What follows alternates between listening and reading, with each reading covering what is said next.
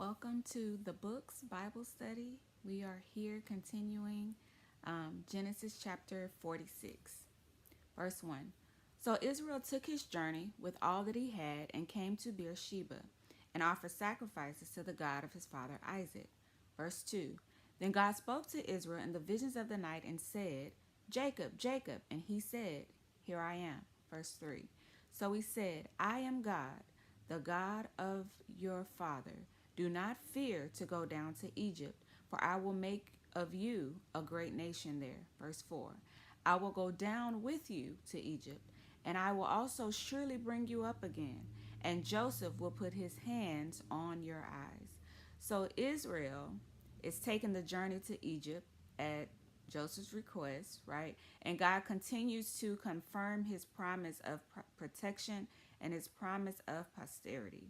Okay, he's promising him that he will continue to be with him and to not be afraid as he goes to Egypt. Verse 5. Then Jacob switches back to Jacob. This is really bugging me. Okay, I really got to find out why it switches from Jacob to Israel. Anyway, verse 5. Then Jacob arose from Beersheba, and the sons of Israel carried their father Jacob, their little ones, and their wives in the carts which Pharaoh had sent to carry him. Verse 6.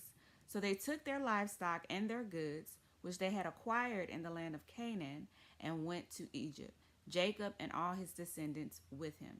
Verse 7.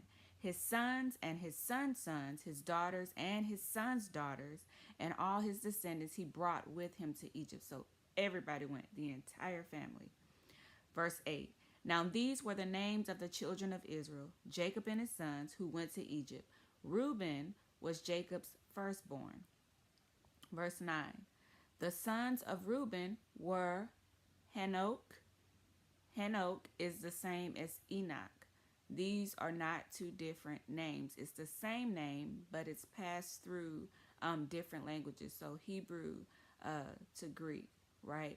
Enoch is the Greek, Latin, and English version of Hanok, okay?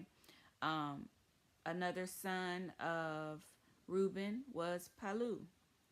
And we will see Palu mentioned in the rebellion against Moses, okay? Another son of Reuben is Hezron. Judah also has a grandson named Hezron. It's two different ones.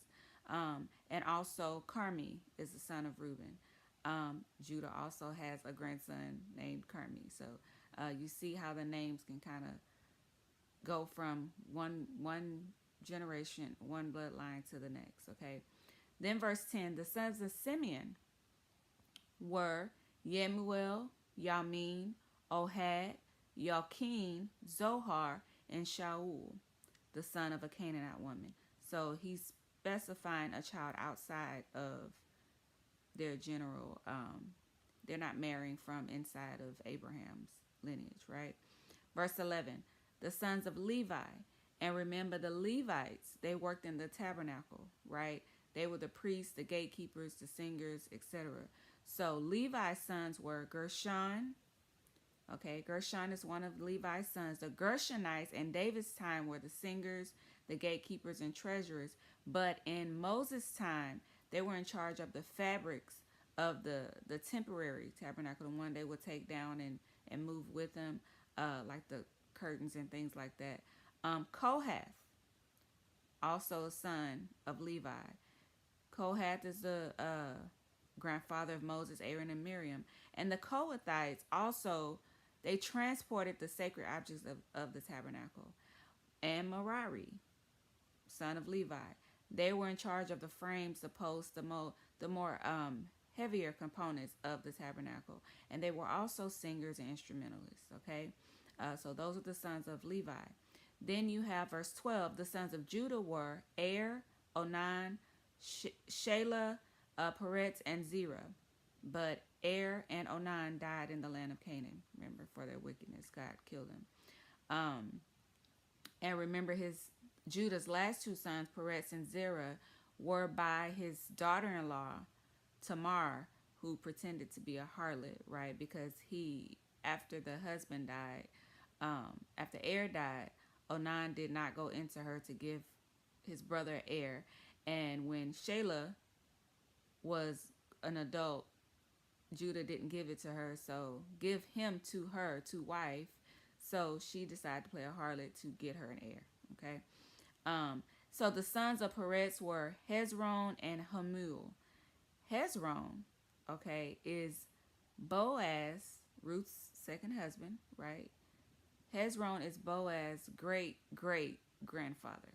Okay, so you can see how this line is going. Verse 13. The sons of Issachar were Tola, Puva, Yob, and Shimron. Verse 14. The sons of Zebulun were Sered, Elon, and Yaliel. Verse 15.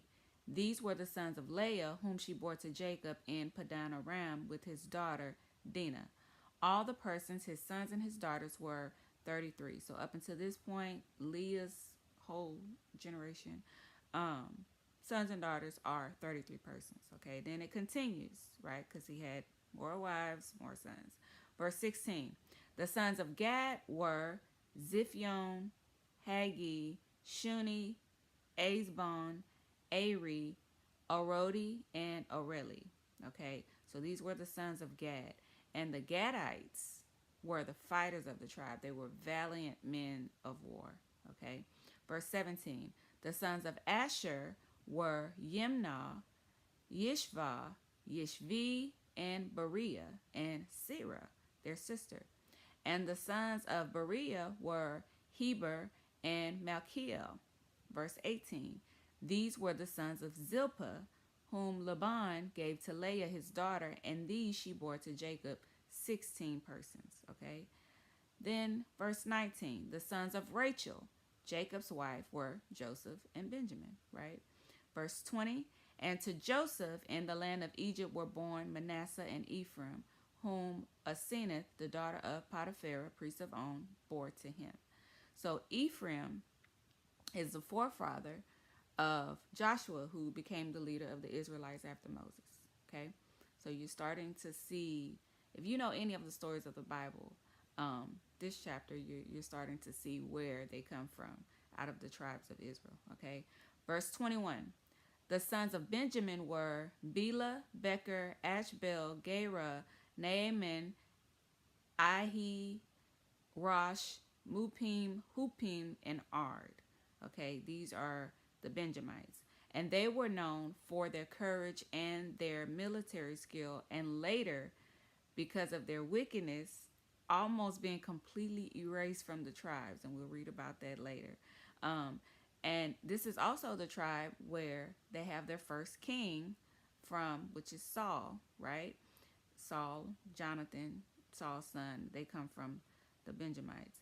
And also Saul, who is Paul in the New Testament, is a Benjamite as well. Okay. Verse 22. These were the sons of Rachel who were born to Jacob, 14 persons in all.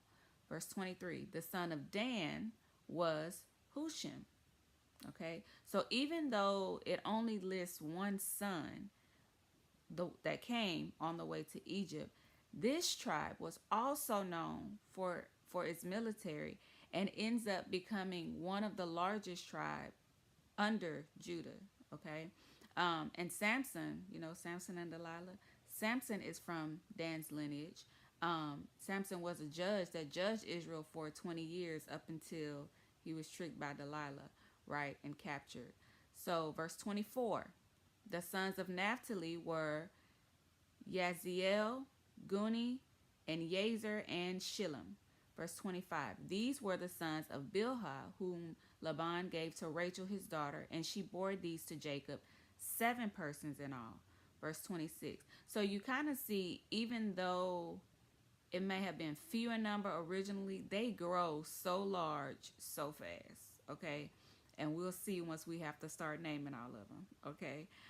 Verse 26. All the persons who went with Jacob to Egypt, who came from his body, besides Jacob's sons' wives, were 66 persons in all. And the sons of Joseph, who were born to him in Egypt, were 2 persons. All the persons of the house of Jacob who went to Egypt were 70. Verse 28. Then he sent Judah before him to Joseph to point out before him the way to Goshen. And they came to the land of Goshen. And so we'll get to know more about Goshen later as the Israelites go through slavery, right? How the plagues that God sent to Egypt did not affect them because they lived outside of the area where God sent the flies and the hail. So Goshen was not suffering from the famine like the land of Canaan, right? And they were separate enough from the Egyptians where they could remain faithful to their identity and faithful to the covenant of God and their culture. Okay, so verse 29. So Joseph made ready his chariot and went up to Goshen to meet his father Israel. And he presented himself to him and fell on his neck and wept on his neck a good while. Verse 30. And Israel said to Joseph, now let me die, since I have seen your face, because you are alive. 31. Then Joseph said to his brothers and to his father's household, I will go up and tell Pharaoh and say to him, my brothers and those of my father's house who are in the land of Canaan have come to me. Verse 32. And the men are shepherds, for their occupation has been to feed livestock, and they have brought their flocks, their herds, and all that they have. Verse 33. So it shall be when Pharaoh calls you and says, what is your occupation? Verse 34. That you shall say, your servant's occupation has been with livestock from our youth even till now, both we and also our fathers, that you may dwell in the land of Goshen. For every shepherd is an abomination to the Egyptians. Okay, so you see where this might be heading, right? And I don't know if you all have read the story of what happens in the middle of this. But we will be catching up in Genesis chapter 47. So I know the names might be a bit much, right? But if you could kind of imagine like how your family structure is, if you think about your siblings and their children and their children's children, if you can kind of think of it like these are your cousins, or these is your aunts, your uncles, your cousins, it might help you get through it. And I try to put little facts so that you can kind of follow the bloodline, right? And hopefully that's helping. If you have any other ways that might help you follow through, even as we go through all the names, because there's a lot more, let me know. So God bless you all, and I will see you all for chapter 47. Don't stop here. I know it was a lot of names. Don't stop here. Come back, and so we can go through chapter 47 in Genesis. We're almost done with Genesis, so hold on to the end. God bless.